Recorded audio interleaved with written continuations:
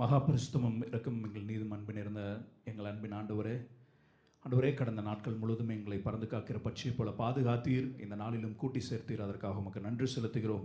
கொஞ்சமும் தகுதியற்ற எங்களையும் இந்த நாளிலும் உடைய கிருபையினாலே கூட்டி சேர்த்ததற்காக உமக்கு நன்றி செலுத்துகிறோம். ஆண்டவரே, இந்த வேளையிலும் இந்த ஆராதனை உடைய கரத்திலே நாங்கள் தாழ்த்தி ஒப்படைக்கிறோம். பாடுகிற பாடலை ஆண்டவரை துதியை எங்களுக்கு ஆசீர்வாதமாக்கித்தாங்க. எங்களோடு இடைப்படுங்க ஆண்டவரை, எங்களோடு உலாவுங்க ராஜா. ஸ்தோத்தரிக்கிறோம். மனுஷர்கள் மத்தியில் வாசம் செய்கிற தேவனாயிருக்கிறதுக்காக உமக்கு நன்றி செலுத்துகிறோம் ராஜா. ஸ்தோத்தரிக்கிறோம் ஆண்டவரை. ஏறெடுக்கப்படுகிற விண்ணப்பங்கள் உமக்கு பிரிதியாக இருப்பதாக ராஜா. உயிருள்ள சாட்சிகள் எழும்புக்கிறதாங்க. தேவதாசனை மறைத்து நீர் வெளிப்பிடுவராக. உடைய மெல்லிய சத்தத்தை நாங்கள் உணர்ந்து கொள்ள எங்களுக்கு கிருபைதாங்க. எங்களோடு பேசுங்க. இந்த நாள் முழுதும் எங்களை வழி நடத்துங்க. இயேசுவின் மூலம் ஜெபிக்கிறோம் எங்கள் ஜீவனம் அன்பு நேர்ந்த நல்ல பிதாவே, ஆமேன். நம் யாவரும் எழும்பி நின்று சங்கீதத்தினால் கர்த்தருடைய நாமத்தை மகிமைப்படுத்துவோம். வாசிக்கும்படி தெரிந்து கொள்ளப்பட்ட வேத பகுதி சங்கீதங்களின் புஸ்தகம் 77ஆம் அதிகாரம், சாம்ஸ் 77. நான் தேவனை நோக்கி என் சத்தத்தை உயர்த்தி கெஞ்சினேன். என் சத்தத்தை தேவனிடத்தில் உயர்த்தினேன். அவர் எனக்கு செவி கொடுத்தார். என் ஆபத்து நாளில் ஆண்டவரை தேடினேன். இரவிலும் என் கை தளராமல் விரிக்கப்பட்டிருந்தது. என் ஆத்துமா ஆறுதல் அடையாமல் போயிற்று. நான் தேவனை நினைத்த போது அலறினேன். நான் தியானிக்கும் போது என் ஆவி தொய்ந்து போயிற்று. நான் தூங்காதபடி என் கண் இமைகளை பிடித்திருக்கிறீர். நான் பேச மாட்டாதபடி சஞ்சலப்படுகிறேன். பூர்வ நாட்களையும் ஆதிகாலத்து வருஷங்களையும் சிந்திக்கிறேன். ராக்காலத்தில் என் சங்கீதத்தை நான் நினைத்து என் இருதயத்தோடு சம்பாஷித்துக் கொள்கிறேன். என் ஆவி ஆராய்ச்சி செய்தது. ஆண்டவர் நித்திய காலமாய் தள்ளிவிடுவாரோ? இனி ஒருபோதும் தயை செய்யாதிருப்பாரோ? அவருடைய கிருபை முற்றிலும் அற்று போயிற்றோ? வாக்குத்தத்தமானது தலைமுறை தலைமுறைக்கு ஒழிந்து போயிற்றோ? தேவன் இரக்கஞ்செய்ய மறந்தாரோ? கோபத்தினாலே தமது உருக்கமான இரக்கங்களை அடைத்துக் கொண்டாரோ என்றேன். அப்பொழுது நான், இது என் பலவீனம், ஆனாலும் உன்னதமானவருடைய வலது கரத்தில் உள்ள வருஷங்களை நினைவு கூறுவேன். கர்த்தருடைய செயல்களை நினைவு கூறுவேன்.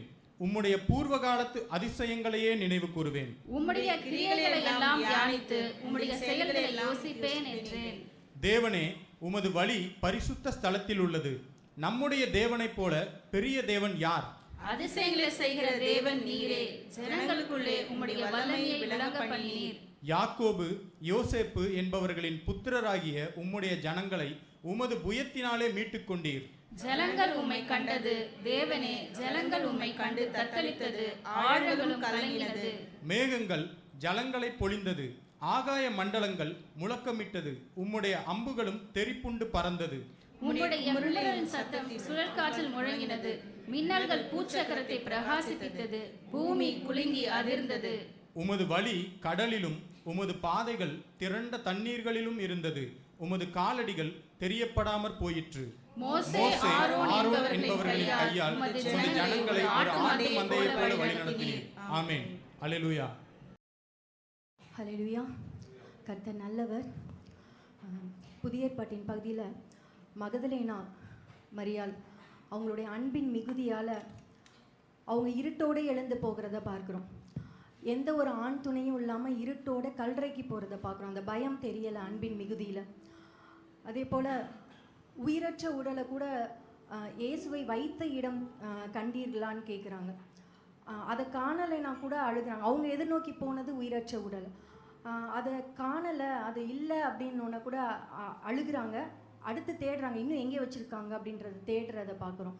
தேவனை தேடுகிற உணர்வுள்ளவங்களாக இருக்காங்க. அந்த அன்பின் மிகுதி, பிரியமானவருடைய குரல் அன்பின் மிகுதியில் பழக்கப்பட்டுருச்சு. அதனால ஸ்திரீயேன்னொன்னே ரபூனின்றாங்க. அதே போல் அவங்களுடைய கர்த்தருடைய சத்தம் கேட்டுட்டாங்க. இவர் உயிர்த்தெழுந்தான்ற சுவிசேஷத்தை அறிவிக்க ஓடிட்டாங்க. மகிழ்ச்சியான ஸ்டேட்லேருந்து அடுத்து சுவிசேஷம் அறிவிக்கிற நிலைமைக்கு அவங்க போயிடுறாங்க. அதே இருட்டோடு எழுந்து அன்பின் மிகுதியில் இதெல்லாம் அவங்களுக்கு செய்ய தோணுது. நம்மளும் கர்த்தரிடத்திலிருந்து பல நன்மைகளை பெற்றுக்கொண்டிருக்கிறோம். அவர் நம்ம மேல் வைத்த அன்பினால தான் அந்த நன்மைகளை செய்திருக்கிறார். அதை உணர்ந்தவர்களை அந்த பாடலை பாடி தேவனை ஆராதிப்போம். இயேசுவின் அன்பில் மூழ்கவும் நேசத்தின் ஆழம் பார்க்கவும்.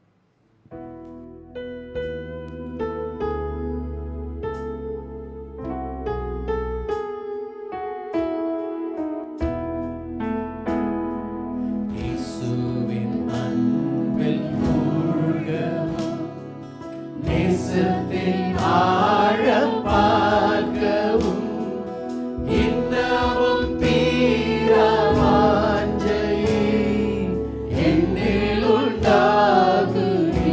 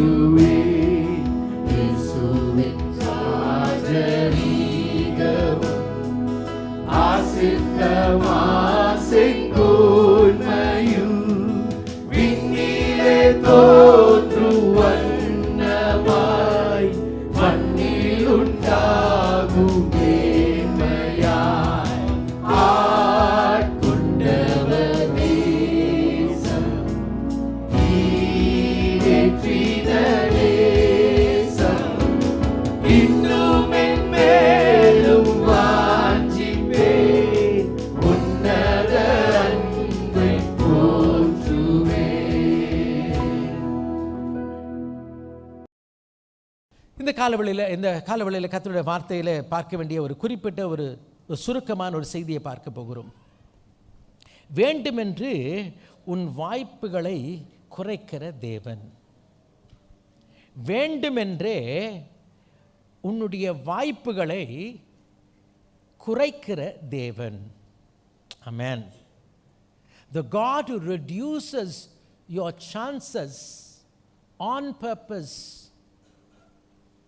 for a purpose. Let me say, the God who reduces your chances. அர்த்தம் என்ன? ஐயா, ஒரு காரியத்தை நான் பெறுவதற்கு, அந்த நிலை அடைவதற்கு இன்னென்ன அவகாசங்கள் உண்டு, இன்னென்ன வழிகள் உண்டு. சில நேரத்தில் பார்த்தீங்கன்னா ஒன்றா ஒரு வழியாக குறைஞ்சிட்டே போகும். இந்த ஆண்டவர் என்ன பண்ணுறாருன்னா, வேணுன்ட்டு இந்த வழிகள்லாம் குறைக்கிறார். ஏனென்றால் ஒரு நோக்கத்திற்காக. He does it on purpose, for a purpose. நம்முடைய ஆண்டவர் பெரியவர், நம்முடைய ஆண்டவர் சிருஷ்டிகர்த்தர்.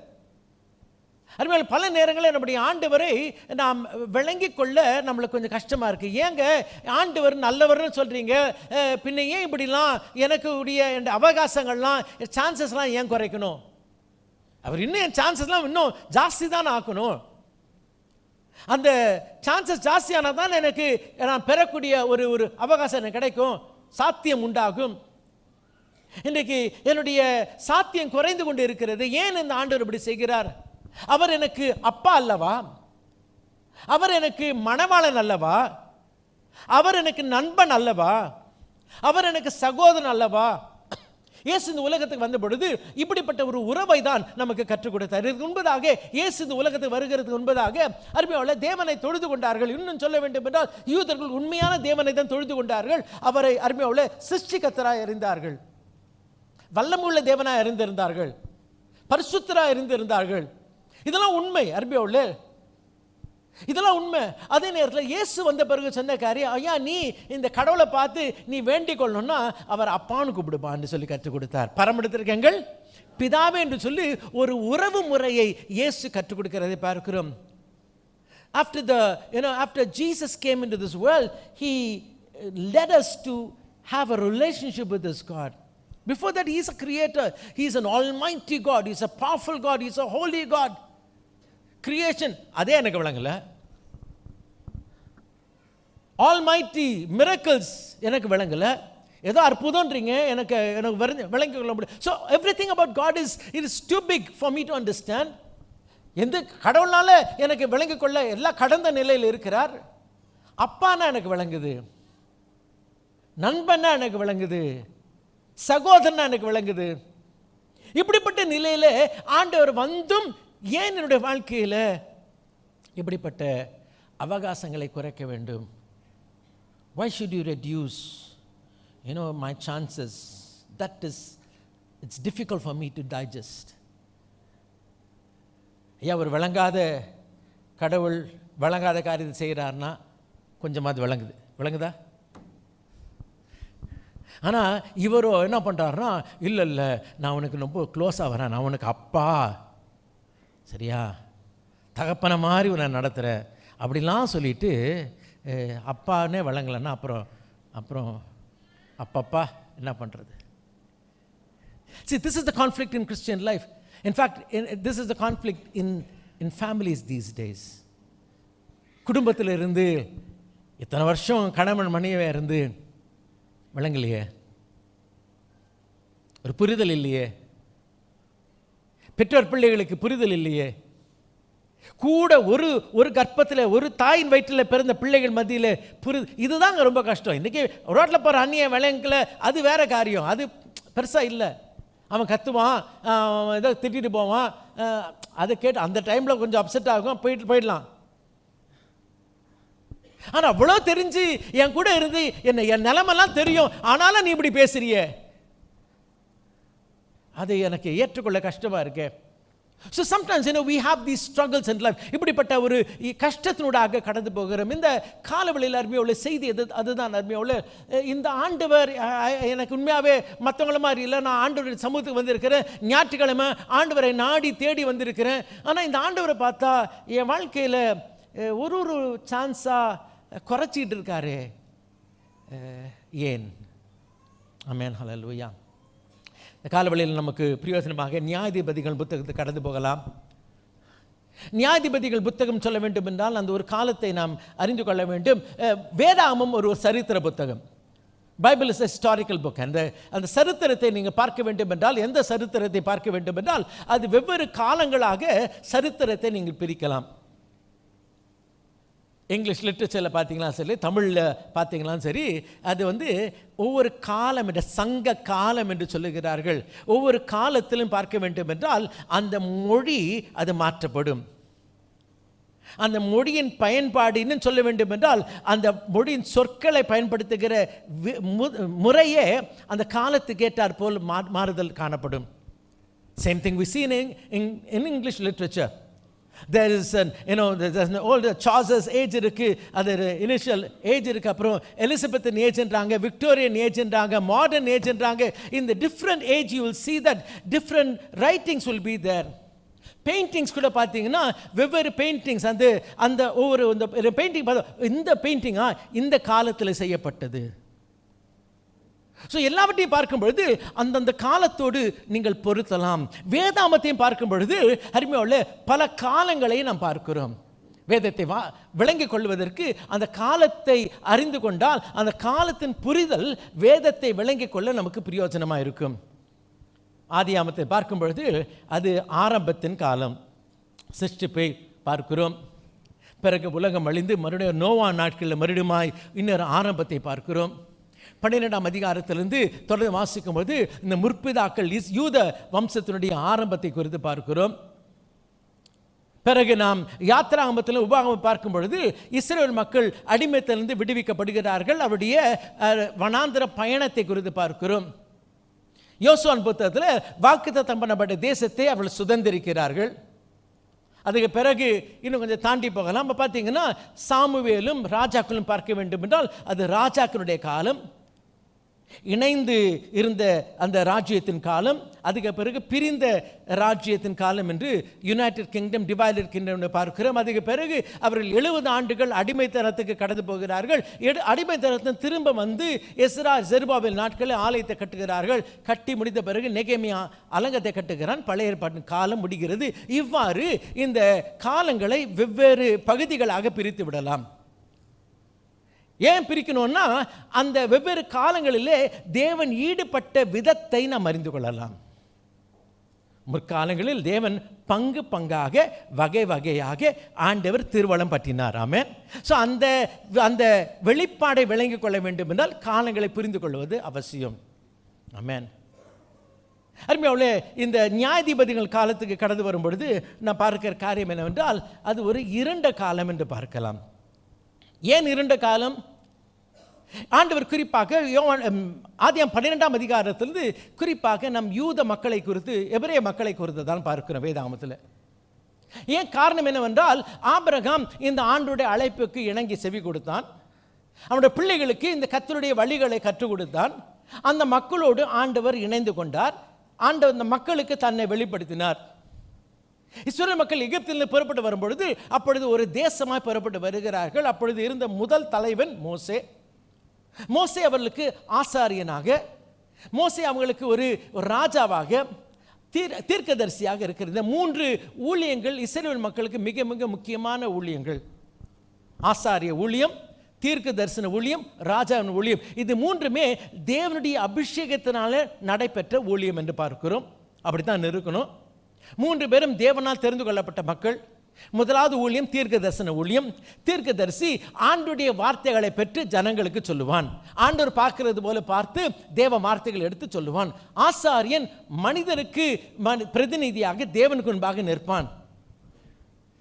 ராஜா இதை ஆளுகை செய்து கொண்டிருப்பான்.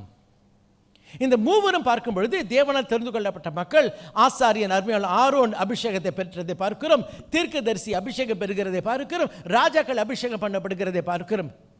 அது மாத்திரம் இந்த 3 பேரோட இன்னொரு முக்கியமான காரியம் என்னவென்றால் இவருடைய வஸ்திரத்தை கிழிக்கக்கூடாது. ஆமென். 3 பேர் வஸ்திரம் கிழிக்கப்பட்ட சம்பவங்களை பார்க்கலாம். தீர்க்கதரிசி வஸ்திரம் கிழிக்கப்பட்டது எங்க? சவுல் வந்து சாமுவேல் வஸ்திரத்தை இழுத்து பிடிச்சி கூப்பிட்டான், கேட்டான். வஸ்திரம் கிழிஞ்சிருச்சுல, நீ கிழிஞ்சிச்சுல, நீ கிழிஞ்சது போ. அப்படிதான் ஆச்சு. ஐயா பார்க்கிறோம். ஆசாரியனுடைய வஸ்திரம் கிழிக்கப்பட்டது எங்க?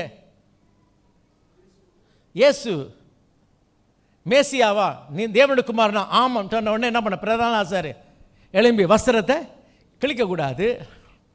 ராஜா வஸ்திரத்தை கிழிக்கிறான். நாகம்மா லெட்டர் கொண்டு போய் கொடுக்குறான். ராஜா எனக்கு சுகம் கிடைக்கணும். ஐயோ, கொல்லவும் ஈர்ப்பிக்கவும் குஷ்ரோகத்தை சுகம் கொடுக்குறதுனா தேவனான்னு சொல்லிட்டு என்ன பண்ணான்? ஸோ இந்த வஸ்திரத்தை முக்கியமான அபிஷேகம் பெற்ற வஸ்திரம் என்று பார்க்கிறோம். சரி, ஸோ இந்த 3 ஊழியங்கள் மிக முக்கியமான ஊழியங்கள். இல்லாவிட்டால் அருமையாவுள்ளே மனிதன் காணாமற் போன நிலையிலே, தேவன் அறியாத நிலையிலே காணப்படுவான். இந்த 3 ஊழியமும் இல்லாத ஒரு காலம் என்று பார்க்க வேண்டும் என்றால் அது நியாயாதிபதிகள் காலம். 3 ஊழியமே இல்லைம்மா. மோசே வருகிறான். அருமையாவுள்ளே, he was a king, he was a priest and a prophet. அதுக்கு பிறகு அருமையாவுள்ளே அவன் ஆண்டவரிடத்தில் ஆசாரியனாக இருந்தான். ஆண்டோட வார்த்தை எடுத்து சொன்னான், ஆளுகை செய்தான். அதுக்கு பிறகு அந்த நாட்களில் ஆசாரிப்பு கூடாரம் ஏற்படுத்தப்பட்டது, ஒரு விதிமுறை கொண்டு வரப்பட்டது. அதுக்கு பிறகு ஆசாரிய ஊழியம் ஆரோனை அபிஷேகிக்கிறார்கள். Amen, hallelujah. That setup, that system was introduced by Moses. மோசேக்கு பிறகு நடந்த காரியம். அதுக்கப்புறம் ஆசாரிய ஊழியம் தொடர்ந்து அப்படியே நடக்குது. அருமையாவுள்ள எலியேசர் அவன் பையன் ஊழியம் செய்கிறான். ஆனால் அது அடுத்தது ப்ராஃபட்டிக்கல் அண்ட் கிங்லி மினிஸ்ட்ரி யார் பண்ணுறான்னா யோசுவா செய்கிறான். யோசுவா ஒரு தீர்க்கதரிசியாக தேவனிடத்தில் வார்த்தை எடுத்து ஜனங்களுக்கு சொல்லுகிறதை பார்க்கிறோம். அது மாத்திரம் ஜனங்களுக்கு ஒரு தலைவனாக இருந்து ஆளுமை செய்கிறதை பார்க்கிறோம். ஆமென். ஆஃப்டர் ஜாஷுவா என்ன நடக்குது? What happen? Who is the leader? வாசிக்கலாம். நியாயாதிபதிகள் 21ஆம் அதிகாரம் 25ஆம் வசனத்தை வாசிக்கலாம். அந்நாட்களிலே இஸ்ரவேலின் ராஜா இல்லை. இஸ்ரவேல் என்ன இல்லைங்க? ராஜா இல்ல. அவனவன் தன் பார்வைக்கு சரி போனபடி செய்து வந்தான். அவனவன் தன் பார்வைக்கு சரி போன்றபடி அவன் இஷ்டத்துக்கு அவன் செஞ்சான். இந்த ஒரு இப்படிப்பட்ட ஒரு வாக்கியத்தை இந்த நியாயாதிபதிகள் புத்தகத்தில் 4 முறை வாசிக்கிறோம். 17ஆம் அதிகாரம் 6ஆம் வசனம், 18ஆம் அதிகாரம் 1ஆம் வசனம், 19ஆம் அதிகாரம் 1ஆம் வசனம், 21 வாசிக்கும் பொழுது 21, 25 வாசம் 4 முறை இந்த வார்த்தை திரும்ப வாசிக்கிறோம். அந்த நாட்களில் இஸ்ரவேலில் ராஜா இல்லை. அவன் இஷ்டத்துக்கு.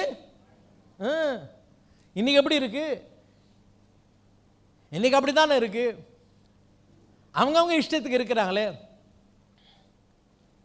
ஐயா, இன்றைக்கு தேசத்தில் சரியான தலைமைத்துவம் இல்லை. எந்த விதத்திலும் இன்றைக்கு ஜுடிஷியல் சிஸ்டம் இன்னைக்கு நம்பகமான ஜுடிஷியல் சிஸ்டம் இல்லை. இன்றைக்கு கவர்மெண்ட் சரியா இல்லை. இன்றைக்கு ஆவிக்குரிய தலைவர்கள் சரியா இல்லை. அப்படிப்பட்ட ஒரு ப்ராப்பர் லீடர்ஷிப் இல்லாத ஒரு காலத்தை வாழ்ந்து கொண்டு இருக்கிற ஒரு காலத்தில் அப்படியே ஒரு உண்மையான அரசியல்வாதி இருந்தாங்க, நம்ம தேசத்தில் இருந்திருக்காங்க. ஐயா, ஒரு நியாயம் என்று சொல்லும் பொழுது நீதி நேர்மை நம்முடைய தேசத்தில் இருந்துச்சு. இன்னைக்கு காசு கொடுத்து வாங்கிடுறாங்க. எலெக்ஷனே பார்த்தீங்கன்னா எலெக்ஷன் கமிஷனே கொஞ்சம் நடுநிலையில் இருக்கணும். இப்போ அப்படி இல்லையே. அப்படிப்பட்ட ஒரு காலத்தை வாழ்ந்து கொண்டு இருக்கிறோம். இன்றைக்கு அநேக சபை தலைவர்கள் இன்றைக்கு அருமையோட வழி விலகி போகிறதை பார்க்கிறோம். அப்படி இருக்கும்பொழுது என்னங்க பண்ணுறது? So it is a very dark period. அப்பொழுது வழி நடத்தக்கூடிய ஒரு தலைமைத்துவம் இல்லாத ஒரு காலம் இஸ்ரவேல் மக்கள் வாழ்க்கையிலும் அப்படி இருந்தது. அந்நாட்களில் ராஜா இல்லை. முதல் முறை எங்கே வாசிக்கிறோம்? 17ஆம் அதிகாரம் 6ஆம் வசனத்தில் வாசிக்கிறோம். வாசிக்கலாமே, 17:6 வாசிக்கலாம். அந்நாட்களில் இஸ்ரவேலிலே ராஜா இல்லை. அந்நாட்களிலே இஸ்ரவேலிலே ராஜா இல்லை. அவனவன் தன் தன் பார்வைக்கு சரி போனபடி அவனவன் தன் தன் பார்வைக்கு சரி போன்றபடி செய்தான். வாசிங்க. யூதாவில் உள்ள பெத்லேகேம் ஊரானும் யூதாவில் உள்ள பெத்லெகேம் ஊரான் லேவினுமான ஒரு வாலிபன் அங்கே தங்கியிருந்தான். இந்த சம்பவம் வீட்டுக்கு போய் பாருங்க என்ன நடக்குது. முந்தின வசனம் வாசிக்கலாம், 5ஆம் வசனத்தை வாசிங்களேன். மீகா சுவாமிக்கு ஒரு அறை வீட்டை நியமித்து. மீகா சுவாமிக்கு, ஐயா பைபிளில் இதெல்லாம் பார்த்தீங்கன்னா கொஞ்சம் கவனிக்கணும். யாருக்குங்க? இயேசு சுவாமிக்கு. இயேசு சுவாமி, இயேசப்பா எல்லாம் கேட்டிருக்கீங்களா? இதில் என்னங்க இருக்குது? கவனிச்சிங்கன்னா தெரியும் உங்களுக்கு. இந்த ஏசப்பா ஏசு சுவாமின்னா அர்த்தம் என்னன்னா, இவங்களுக்கும் யாருக்கும் சம்பந்தம் இல்லை, வசனத்துக்கும் சம்பந்தம் இல்லைன்னு அர்த்தம்.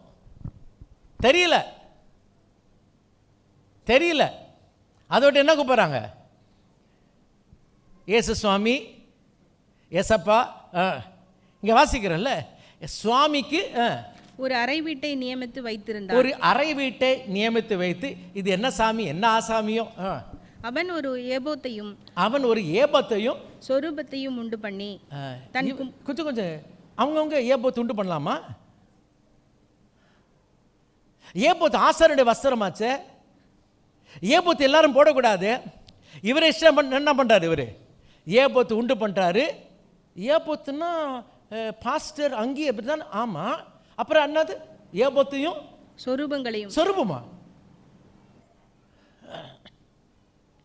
ஐயா கொஞ்சம் கஷ்டப்படுறாங்கம்மா நம்ம ஆட்கள். அங்கே ஆலயத்துக்கு போகிறாங்க, ஆலயம் பார்க்குறாங்க, ஆவிக்குரிய மக்கள்னு பார்க்குறாங்க. திடீர்னு பார்த்தா தீபாவளி கொண்டாடுறாங்க. பார்த்தா இவங்களுக்கெல்லாம் ஐயோ என்னங்க தீபாவளிலாம் கொண்டாடக்கூடாதுங்களே. இல்லைங்க, நம்ம எல்லாரையும் நேசிக்கணும் அப்படின்னு யார் சொல்கிறது? விளங்கலையே ஐயா. இன்னைக்கு எப்படி ஏமா நீ ஏபோத்துனா சரி விளங்குது, ஆசாரனுடைய வஸ்திரம். அடுத்த சொருபனா அப்படிதான் இருக்கு, இப்பெல்லாம் அப்படிதான் இருக்கு. அப்புறம் தொடர்ந்து வாசிக்கலாம். தன் குமாரன் ஒருவனை பிரதிஷ்டை பண்ணி இவன் அவனுக்கு ஆசாரியனானான். இன்னையில நீ தாண்டா ஐயருன்னு சொல்லிட்டு அவர் ஐயர் ஆக்கியாச்சு. ஐயர் நீ தான் ஐயரு ஆசாரி ஆகிட்டான். அதுக்கப்புறம் தான் பார்த்தான் யார் வரான்னா, அந்த ஊரில் ஒரு லேவி வரான். அவாதான் ஐயரு. அப்புறம் என்ன பண்ணிடலாம் இவரை, அவளை. அதாம்மா கதை. விளங்குதா உங்களுக்கு? இல்லையே, ஆசாரியன் வேற லேவியன் வேறாச்சே. பிரதான ஆசாரியன் தானே முக்கியம். நியாயாதிபதிகள் எங்கேயுமே பிரதான ஆசாரியன் வாசிக்கலையே. என்னாச்சு? ஆரோன் இருந்தான். ஆரோன் மரித்த பிறகு அருமையாவளை மரிக்கிறதுக்கு முன்னாடியே அவன் வஸ்திரத்தை எடுத்து, ஏன்னா வஸ்திரம் தீட்டப்படக்கூடாது, எலியேசருக்கு போடப்பட்டது. எலியேசருக்கு பிறகு அவன் மகன் பீனகாஸ். யோசுவா புத்தகம் 24ஆம் அதிகாரம் கடைசி வசனத்தில் வாசிக்கிறோம். அதை கூட தெளிவாக வாசிக்கல, அவன் பையன் தான் வந்தான்னு பார்க்குறோம். அதுக்கு பிறகு என்னாச்சு தெரியலையே. பிரதான ஆசாரியர் ஊழியர் ரொம்ப முக்கியமாச்சு, என்னென்ன ஆச்சுன்னு தெரியலையே. அதுக்கப்புறம் எங்கே வரோம்னா சாமுவேலுக்கு வரும். சாமுவேலுக்கு வந்தால் அங்கே யார் பிரதான ஆசாரியன்? சத்தமாக சொல்லுங்க.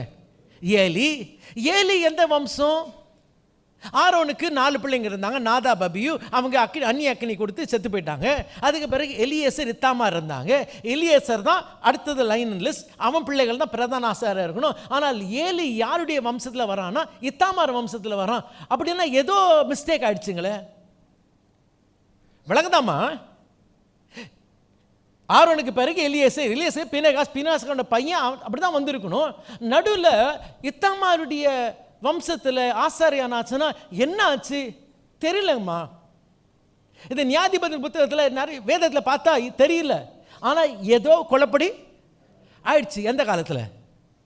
இந்த காலத்தில்.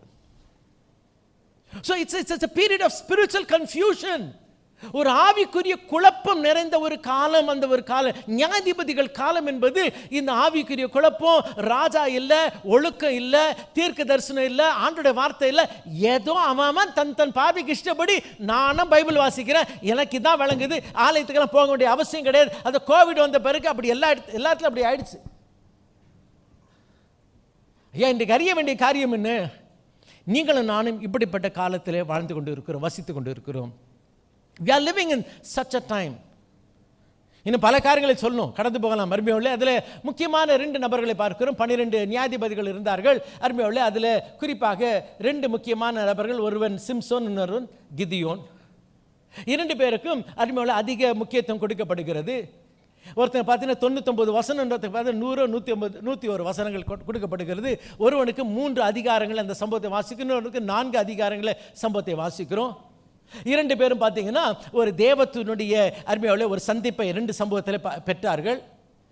தேவதூதனுடைய சந்திப்பு இருந்தது. அது மாத்திரமல்ல, இந்த நியாயாதிபதிகள் புத்தகம் எப்படி ஆரம்பிக்கிறதா நன்றாக கவனிக்கலாம். மோசேக்கு பிறகு யோசுவா போய் அந்த தேசத்தை சுதந்தரித்தான். ஆமென். அதுக்கு பிறகு யோசுவாக்கு பிறகு வாசிக்கலாம் நியாயாதிபதிகள் 1ஆம் அதிகாரம் 1ஆம் வசனத்தை வாசிக்கலாம். யோசுவா மரித்த பின் இஸ்ரவேல் புத்திரர் கர்த்தரை நோக்கி, கானானியரை எதிர்த்து யுத்தம் பண்ணும்படி எங்களில் யார் முதல் எழுந்து புறப்பட வேண்டும் என்று கேட்டார்கள். அதற்கு கர்த்தர் யூதா எழுந்து புறப்பட கடவன். யூதா என்றால் ஒரு கோத்திரம். யூதா எழும்பி யுத்தம் செய்யணும். யூதா போகணும். யூதா போனாங்க. இதில் இன்றைக்கி காலையில் நேற்று தினத்தை இந்த வசனத்தை தியானிக்கும் பொழுது ஒரு காரியத்தை பார்த்து, இந்த தமிழில் இல்லை, இங்கிலீஷில் தான் இருக்குது. இங்கிலீஷ்லையும் இருக்குது, எபிரேய மொழியிலும் இருக்குது. அதில் கவனிக்க வேண்டிய ஒரு காரியம், முக்கியமான காரியம். இந்த செய்தி இல்லை, ஆனாலும் ஒரு காரியத்தை கவனித்து விட்டு போகலாம். 1ஆம் அதிகாரம் 9ஆம் வசனத்தை வாசிக்கலாம், தமிழில் வாசிக்கலாம், யாராவது இங்கிலீஷ்லேருந்து எடுத்துக்கொள்ளலாம்.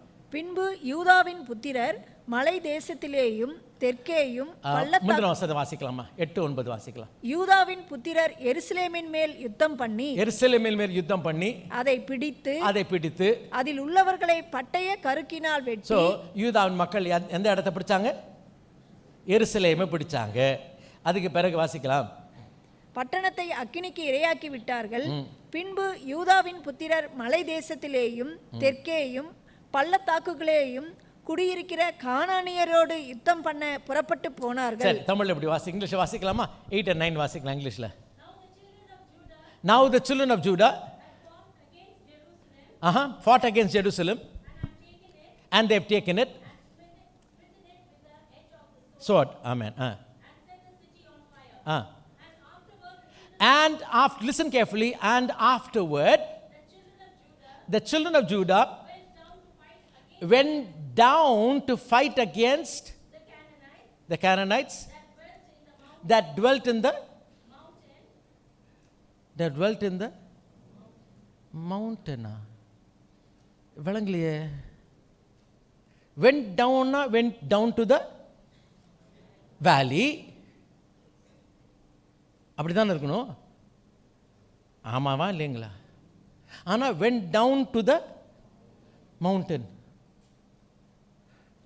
எருசலேமிலிருந்து என்ன இடமா இருந்தாலும் அது டவுன் தான். ஆமென். ஐயா, நீ சுதந்திரிக்கும் போது நிறைய ஆசீர்வாதத்தை சுதந்திரிப்ப. முதல்ல சுதந்திரிக்க வேண்டியது அந்த சீயோன், அந்த ஆத்துமா, அந்த எருசலேம். அது முக்கியம். அதுதான் ஃபஸ்ட்டு. மற்றது எல்லாமே எவ்வளோதான் மேலே இருந்தாலும் அது கீழே தான். ஹல்லேலூயா. எனக்கு ரொம்ப சந்தோஷமாக இருந்துச்சுமா. இன்றைக்கு கர்த்தருடைய பிள்ளைகளை அறிந்து இந்த சின்ன சின்ன காரியத்தை ஆண்டவர் நமக்கு அழகாக எழுதி வைத்திருக்கிறார். மற்ற எந்த ஒரு ஆசீர்வாதமும் செகண்டரி தான், செகண்ட் தான். ஆமென். ஹல்லேலூயா. முதல் கர்த்தருடைய அந்த சீயோன், அந்த நகரம். ஆமென். தேவனுடைய நகரம். ஆமென். அதுதான் மேலே. மற்ற மலையாக இருக்கலாம், அது கூட நான் கீழே தான் போகணும். ஆமென். Praise the lord. சரி, இங்கே பார்த்தீங்கன்னா இந்த நியாயாதிபதி காலத்தில் அடுத்தது பார்த்தீங்கன்னா ஒவ்வொருத்தராக வராங்க. அதில் நிறைய லீடர்ஸில் இந்த 2 பேர் பார்த்தோம். சிம்சன் வாழ்க்கையில் ஆண்டவர் போகிறாரு. அவனுக்கு தெரியல. எப்போதும் போல் எழும்புனா, அவர் அப்போவே போயிட்டார்ரா, அப்போவே போயிட்டார். நீ சும்மா போய் உதார் விட்டு இருக்காத, அவர் உன்னோட போய் ரொம்ப நாள் ஆச்சு. இங்கே ஒருத்தன் இருக்கிறான், ஆண்டவர் வந்து பேசுகிறாரு, ஆண்டவர்னே தெரியல. இதுதான் நியாயாதிபதிகள் காலம். இந்த காலவெளியில் எல்லாருமே அவ்வளோ 6ஆம் அதிகாரத்துக்கு கடந்து வரலாம். சுருக்கமாக ஒரே ஒரு செய்தி, ஒரு சின்ன செய்தி தான். இதெல்லாம் இவ்வளோ நாள் வந்து இவ்வளோ நேரம் ஒரு இன்ட்ரடக்ஷன் தான் பார்த்தோம். ஒரு சின்ன குறிப்பை மாத்திரம் சொல்லி கடந்து போக விரும்புகிறேன். 6ஆம் அதிகாரம் 1லேருந்து 10 வாசிக்கலாம். பின்னும் இஸ்ரவேல் புத்திரர் கர்த்தரின் பார்வைக்கு பொல்லாப்பை செய்தார்கள். அப்பொழுது கர்த்தர் அவர்களை 7 வருஷம் மீதியானின் கையில் ஒப்பு கொடுத்தார். 7 வருஷம் மீதியான் கையில் ஒப்பு கொடுத்தார். மீதியானரின் கை இஸ்ரவேலின் மேல் பலத்து கொண்டபடியினால் இஸ்ரவேல் புத்திரர் மீதியானர் நிமித்தம் தங்களுக்கு மலைகள் உள்ள கெபிகளையும் குகைகளையும் அரணான சிலங்களையும் அடைக்கலமாக்கி கொண்டார்கள். தமிழில் நல்லா இருக்குங்க, இங்கிலீஷில் ஒரு மாதிரி இருக்குது. இங்கிலீஷில் இதெல்லாம் வாசித்தா கொஞ்சம் நல்லா இருக்கும். நிறைய டிரான்ஸ்லேஷன் பார்க்கறது நல்லது. வாசிக்கலாம். எந்த வசனமாவது? 2ஆம் வசனமா? 2 வாசிக்கலாம். இங்கிலீஷில் வாசிக்க 2.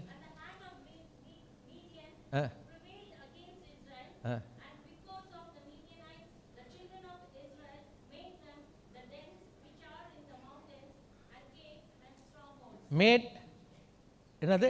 டென்ஸ் கேவ்ஸ் ஆஸ் ஸ்ட்ராங் ஹோல்ஸா போட்டிருக்கு. And strong holes.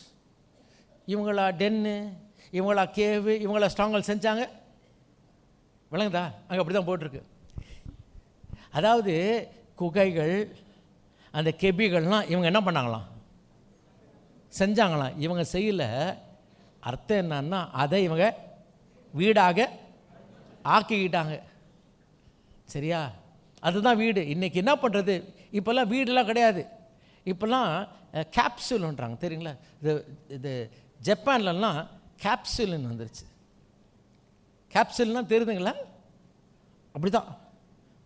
இப்படி நேராக கூட போக முடியாது. நீங்கள் இப்படி தான் போகணும், குடிஞ்சு தான் போகணும். ஐயா இன்றைக்கி இப்படி எப்படியோ போதுமா? இன்றைக்கி இந்தியாவிலேருந்து கொழுப்பில் இருக்கிறீங்க. நீ சபையிலையும் சரி, அவங்கவுங்க வீட்டுக்கு எல்லா பாத்திரத்தையும் அவங்க தான் கழுவி வச்சுட்டு போகணும். நீங்களாம் ஒரு வேலைக்காரு, 2 வேலைக்காரு. ஐயோ உண்மையாகவே சொல்கிறேன், நம்ம ரொம்ப ஆசீர்வதிக்கப்பட்டவளாக இருக்கிறோம். ஆமென், ஹல்லேலூயா. சரி, நீங்கள் பார்த்தீங்கன்னா திஸ் வாஸ் எ லைஃப் ஆக்கி கொண்டார். தொடர்ந்து வாசிக்கலாம்.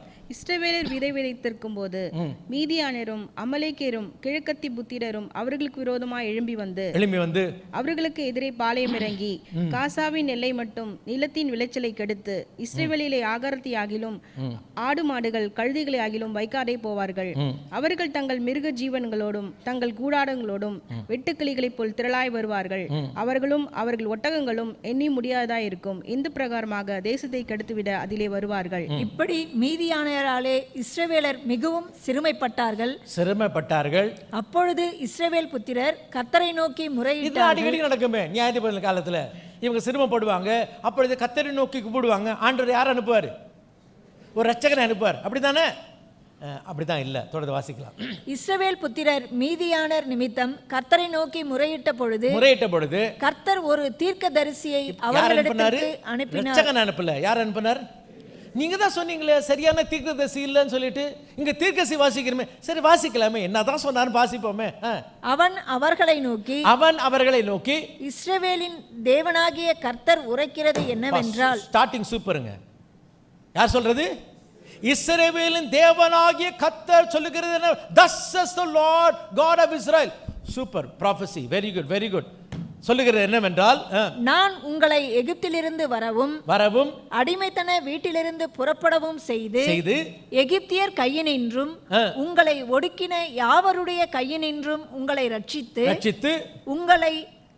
அவர்களை உங்களுக்கு முன்பாக துரத்தி அவர்கள் தேசத்தை உங்களுக்கு கொடுத்து நான் உங்கள் தேவனாகிய கர்த்தர் என்றும் நீங்கள் குடியிருக்கும் அவர்கள் தேசத்தில் உள்ள எமோரியருடைய தேவர்களுக்கு பயப்படாதிருங்கள் என்றும் உங்களுக்கு சொன்னேன்.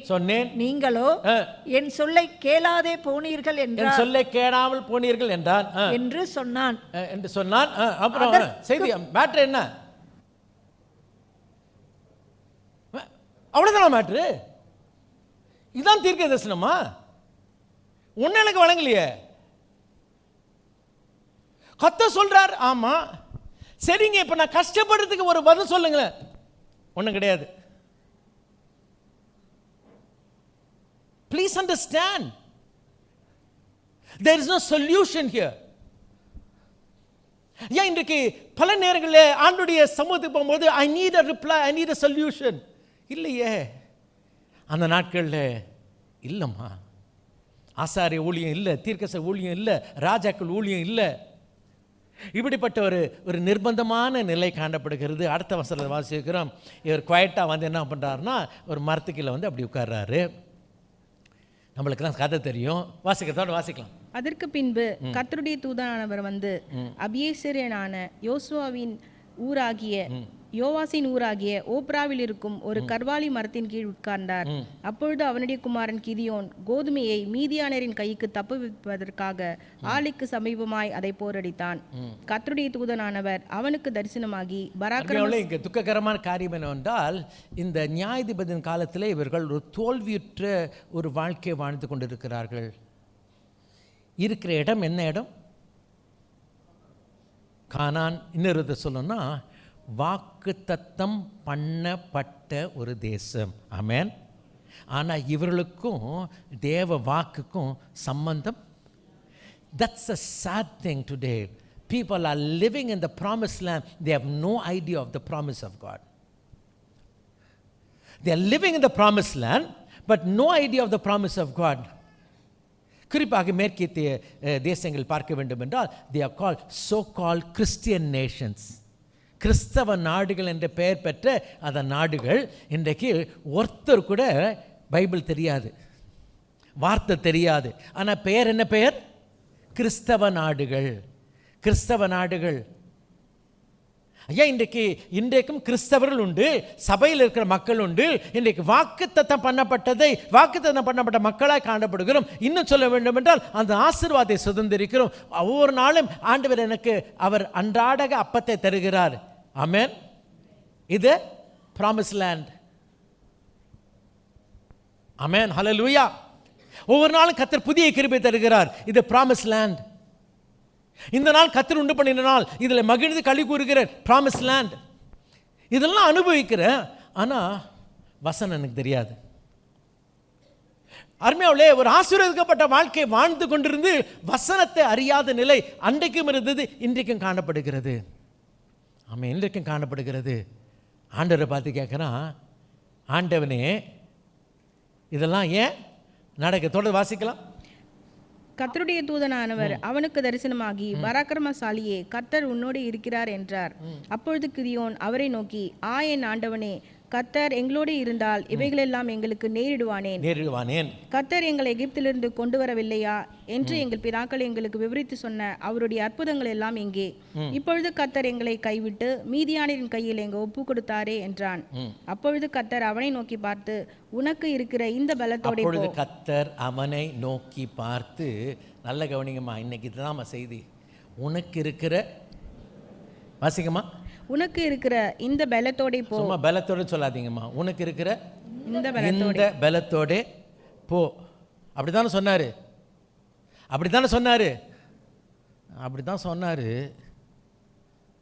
உனக்கு இருக்கிற, நான் அப்படி தான் நினச்சேன்.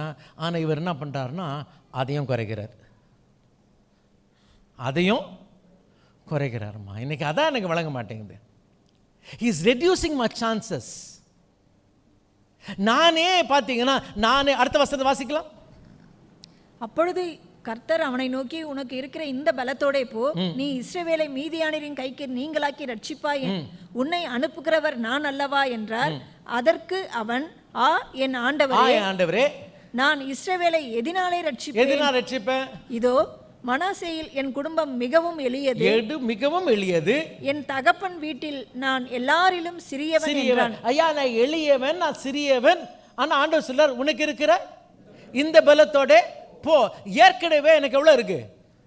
கொஞ்சம் தான் இருக்கு. ஏற்கனவே எனக்கு கொஞ்சம் தான் இருக்கு. ஆனா இந்த ஆண்டவர் என்ன பண்றாரு எனக்கு விளங்கல. இன்னும் எனக்கு சிறுக பண்ணுகிறாரே. இதான எனக்கு விளங்கல. இது இன்னும் விளங்கிக் கொள்ள வேண்டும் என்றால், அருமையாவில் 7ஆம் அதிகாரம் கடந்து போகலாம். 7ஆம் அதிகாரத்தில் கடைசியில் பார்த்தா சண்டைக்கு போகிறாங்க. சண்டைக்கு போகும்போது கிதியோன்கிட்ட எத்தனை பேர் இருந்தாங்கன்னா, 32,000 பேர் இருக்கிறாங்க.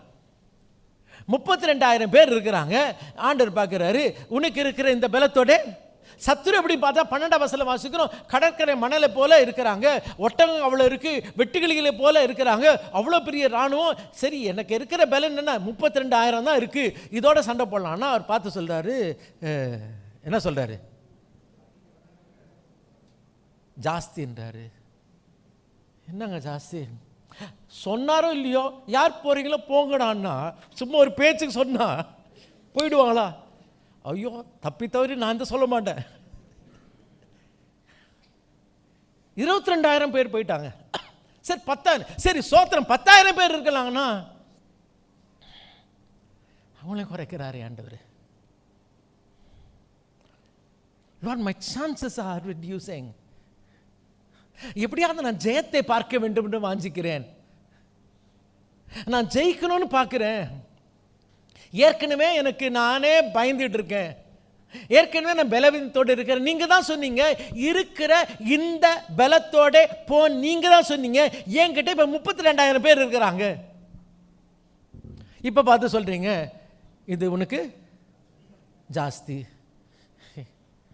சரி ஆண்டவரே, 10,000 இருக்கிறாங்க, அந்த 10,000 என்ன ஆண்டவரே, நான் எப்படி எனக்கு ஏன் சான்சஸை குறைச்சிக்கிட்டே இருக்கீங்க? வாசிக்கிறேன், 7ஆம் அதிகாரம் வாசிக்கலாம். அப்பொழுது கிதியோனாகிய எருபேகாலும் அவனோடு இருந்த ஜனங்களும் யாவரும் காலமே எழுந்து புறப்பட்டு ஆரோத் என்னும் நீரூற்றின் கிட்ட பாளையம் இறங்கினார்கள். முதல் வசனம் வாசிக்கலாமா? 7ஆம் அதிகாரம் 1ஆம் வசனத்தில் வாசிங்க.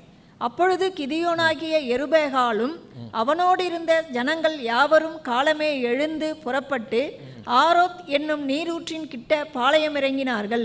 மீதியானரின் பாளையம் அவனுக்கு வடக்கே மோரே மேட்டிற்கு பின்னான பள்ளத்தாக்கிலே இருந்தது.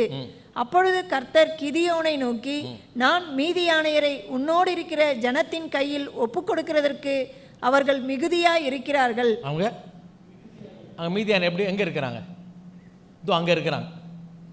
சண்டைக்கு இந்த பக்கம் வந்தாச்சுமா, கிட்ட வந்துச்சு, நெருங்கி வந்தாச்சுமா. இப்போ சொல்றாரு இவங்க ரொம்ப நிறைய பேர் இருக்கிறாங்க.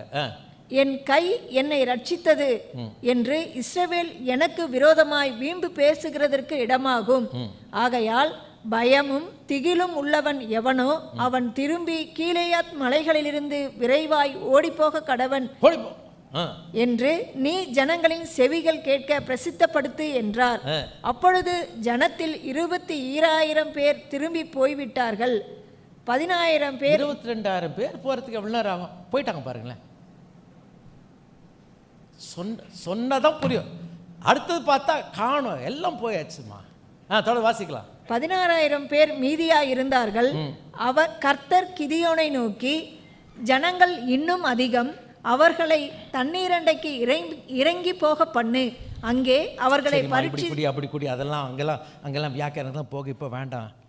எனக்கு பொறுத்த வரைக்கும் நீங்கள் தான் சொன்னீங்க இருக்கிற இந்த பலத்தோட சொன்னீங்க. நான் கஷ்டப்பட்டு நான் இப்படிலாம் இந்த பலத்தெல்லாம் சேர்த்து வச்சுருக்கிறேன், நான் யோசிச்சு இதெல்லாம் பிளான் பண்ணி வச்சுருக்கிறேன். கடைசியில் சொல்கிறீங்க இது வேணாம், அது வேணாம், இது வேணாம், அது வேணான்னு சொல்லிட்டு ஒன்றும் நான் குறைச்சிட்டு இருக்கீங்களே, நான் என்னையா பண்ணுறது? நான் என்ன பண்ணுறது? My chances are being reduced. 75 வயசில் என்னை கூப்பிட்டீங்க, உங்களை நம்பி நான் வந்தேன், யாரும் வரல, நான் வந்தேன், உங்களை முழுசாக நம்பினேன், நான் வந்தேன். நீங்கள் தான் சொன்னீங்க என்ன ஆக்குவேன், பெரிய ஜாதி ஆக்குவேன், நிறைய பேருக்கு நான் தகப்பன் இருப்பேன், நீங்கள் தான் சொன்னீங்க, நான் நம்பி வந்தேன். அப்புறம் போக போக போக சான்சஸ் குறையுது, சான்சஸ் இல்லாமல் போதே. நான் எப்படியாவது நடக்கும்னு சொல்லிட்டு ஐயா இது இப்படியா நடக்கும் பார்க்குறேன், சான்சஸ் குறையுது. Lord, why do you reduce my chances? Why do you reduce my chances? There was a chance because நம்மளுக்கெல்லாம் தெரியும், ஏன்னா இஸ்மாவேல் ஒருத்தன் பிறந்தான். இஸ்மாவேல் பிறந்தானா இஸ்மாவேல் பிறக்கிறது அற்புதம் இல்லை.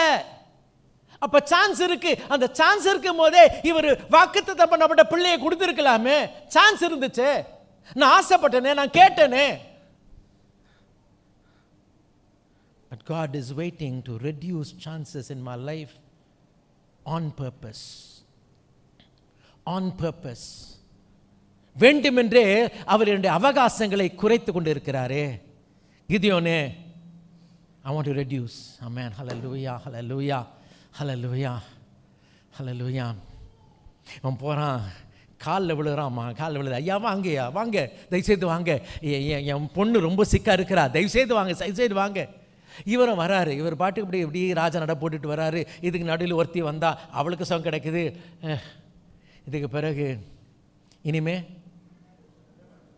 சான்ஸ் இல்லை. அப்போ சான்ஸ் இருந்துச்சே, சான்ஸ் இருக்கும்போது கூப்பிட்டேனே, அப்போ அவகாசம் இருக்கும்போது கூப்பிட்டேனே. அப்போ ஏன் அவகாசம் குறையிற வரைக்கும், முடிகிற வரைக்கும் வெயிட் பண்ணுறீங்க ஆண்டவரே?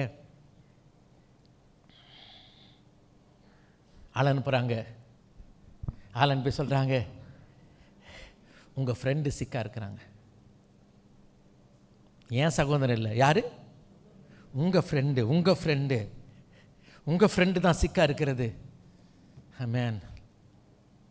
அது யோவான் சொல்கிறான், இயேசுக்கு அன்பான குடும்பமே அன்பான குடும்பம், அந்த என்டையர் குடும்பமே அவருக்கு ரொம்ப பரிச்சயமான குடும்பம். நீங்கள் வந்து சிக்காக இருக்கிறான், சீக்கிரம் வந்தீங்கன்னா என்ன இருக்குது? சான்ஸ் இருக்குது. இப்போயே டாக்டர்கிட்ட கொண்டு போயிடலாம்ப்பா, இப்போயே டாக்டர்கிட்ட போனால் சான்ஸ் இருக்குது, டாக்டர் காப்பாற்றி மருந்து இருக்குது, சரியா இல்லை, சான்ஸ் இருக்குது.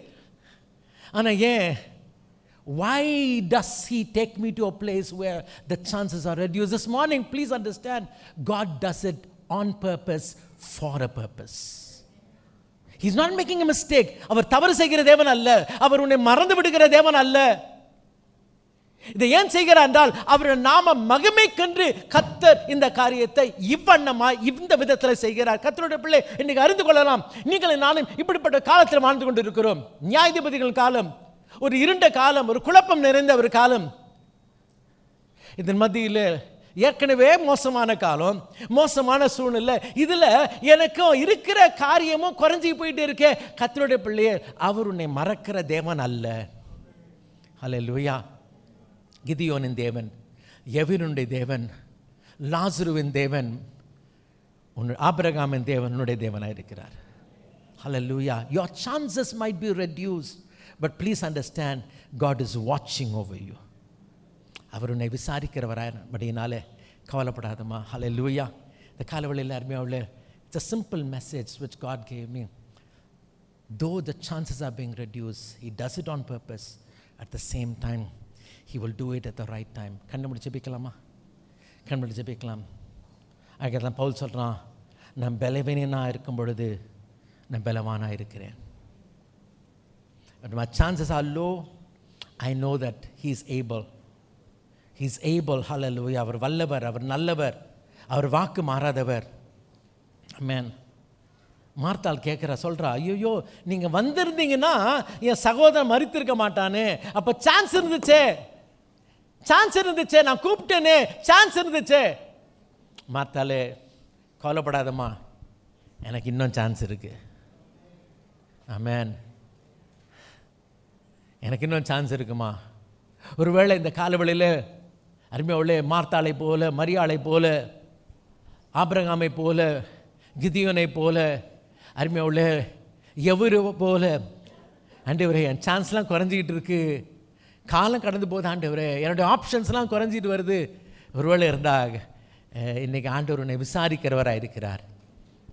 அவர் உன்னை மறக்கிற தேவன் அல்லம்மா, உன்னை மறக்கிற தேவன் அல்ல. சும்மா இல்லைம்மா, இதெல்லாம் சும்மா கதை இல்லைம்மா. எனக்குன்னு கர்த்தர் எழுதி வைத்திருக்கிறார், எனக்குன்னு கர்த்தர் எழுதி வச்சிருக்காருமா இந்த வசனங்கள் எல்லாம். ஹல்லேலூயா. கர்த்தருடைய பிள்ளையே, சோர்ந்து போகாதம்மா. ஹல்லேலூயா. அவர் உன்னை விசாரிக்கிறவரானபடினாலே கவலைப்படாத. அவர் வேண்டுமென்றே 2 நாள் இருந்தார்மா, வேண்டுமென்றே 2 நாள் இருந்தார். அந்த 2 நாள் இருந்து ப்ளஸ் 2 days, இனி வந்து சேர்றதுக்குள்ள இன்னும் 2 நாள் ஆயிடுச்சு. 4 நாள் ஆச்சு. ஏன்னா அவர் அங்கே முன்னாடி வசுக்க வேண்டுமே 2 நாளாம். அவர் 2 நாள்னு சொல்லிட்டு இன்னும் 2 நாள், சொல்லாமல் 2 நாள், சொல்லி 2 நாள், சொல்லாமல் 2 நாள். ஏன் ஆண்டவர் இப்படி பண்ணுறீங்க? He does it on purpose. இதன் மத்தியில் நீங்களும் நானும் அவரை பற்றுக்கொள்ள வேண்டும். ஒன்று தெரியுமா, உங்களுக்கு எனக்கு தெரியும், கிதியோனுக்கு தெரியாது. உங்களுக்கு எனக்கு தெரியும், ஆபிரகாமுக்கு தெரியாது. உங்களுக்கு எனக்கு தெரியும், எவருக்கு தெரியாது. ஆமென். ஹல்லேலூயா. இதெல்லாம் நமக்கு தெரியும், அவங்களுக்கு தெரியலம்மா. இன்றைக்கு நமக்கு தெரிந்த நாம் அவரை உறுதியாக பற்றிக்கொள்வோம். ஆமென். எவருக்கு இந்த செய்தி வரல தெரியுமா? ஆபிரகாமுக்கு தெரியாது. ஆமென். கிதியோனுக்கு தெரியாது. ஹல்லேலூயா. ஆனாலும் இப்படிப்பட்ட மக்கள்லாம் ஆண்டவரை பற்றி கொண்ட பொழுது நீங்கள் நானும் அருமையுள்ள எப்படிமா ஆண்டவர் விட்டுவிட முடியும்? இன்றைக்கு நீங்கள் இன்னும் அதிகமாக உறுதியாக பற்றி கொள்வோம். ஆமென். ஹல்லேலூயா. இதை தாமதித்தாலும் அது தாமதிப்பதில்லை. கர்த்தர் ஏற்ற வேளையில் அவர் செய்வார். ஹல்லேலூயா. ஹல்லேலூயா. வாயை திறந்து கர்த்தரை ஸ்தோத்திரிக்கலாம். ஸ்தோத்திர ஆண்டவரே, ஸ்தோத்திரம் அப்பா. ஹல்லேலூயா. ஹல்லேலூயா. He might reduce my chances, but guess what? He has never forgotten me. அவர் எனக்கு ஒருவேளை அவகாசங்களை குறைத்து கொண்டிருக்கலாம், ஆனாலும் அவர் என்னை மறக்கிற தேவன் அல்ல.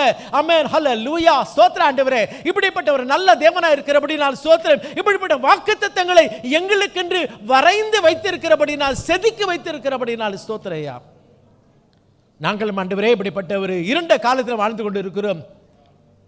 ஆண்டவரே இப்படிப்பட்ட காலத்தில் இந்த ஜீவ வார்த்தையோடு எங்களோடு ஈடுபடுகிறபடினாலே ஸ்தோத்திரம்.